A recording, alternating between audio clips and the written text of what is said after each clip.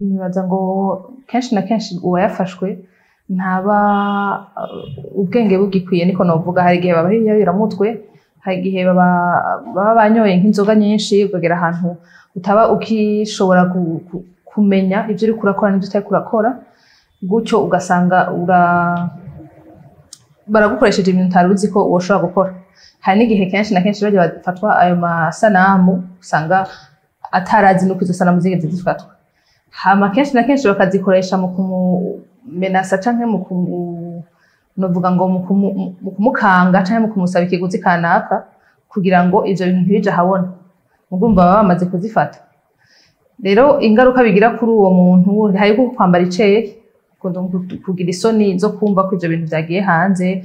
Kenshi na kenshi urumva umukobwa aba yambaye ubusa, harimwo ico kintu co kumva umengo ntaco ucambariye, kumva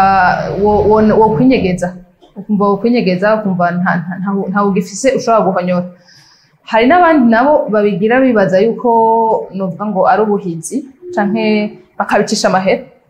Hari ababicisha amahera bumva bonye, ntitwovuga ngo hari ingaruka nyinshi bibagirako, uretse ko mu nyuma bishobora kubagirako ingaruka bivanye n'ico ababibona baza kubivuga, bivanye n'amakomantere abantu nko ku marezo sociaux canke aha ku mbuga ngurukanabumenyi, ivyo abantu babivugako haragera ahantu nabo bikabagarukako bagasubira bakibaza impamvu babikoze.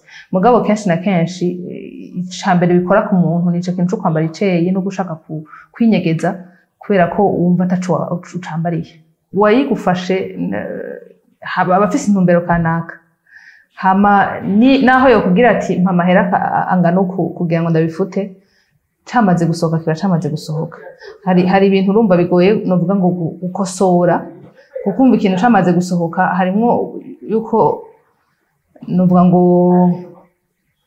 mu maso habo baba bahabonye, baba bamenye uriwe, baba babonye izo sanamu z'urukozasoni, ugasanga hari ibintu utagishoboye gukosora. Rero urumva gukosora biragoye, mugabo ico dufasha uwo muntu no kumutahuza yuko nivyo akaba kabaye vyasohotse nivyo, mugabo novuga ngo hanini nibaza ko abantu dukwiye guhimiriza abandi kutabitanga, ko vyamaze gusohoka nivyo vyamaze gusohoka. Yamaze kwambara iceye, mugabo nuvuga ngo igikorwa ni ca jewe nawe ubironse areke gusubira kubirungika kugira ngo ntibibandanye bikwirakwira, hama ngo biyave bitera wa muntu kwigunga gusumbirije, ugasanga bizanyemwo n'akabonge, ugasanga ahisemwo no kwiyahura kubera yumva umengo nta namwe azoshobora guhonyora batazi ayo masanamu.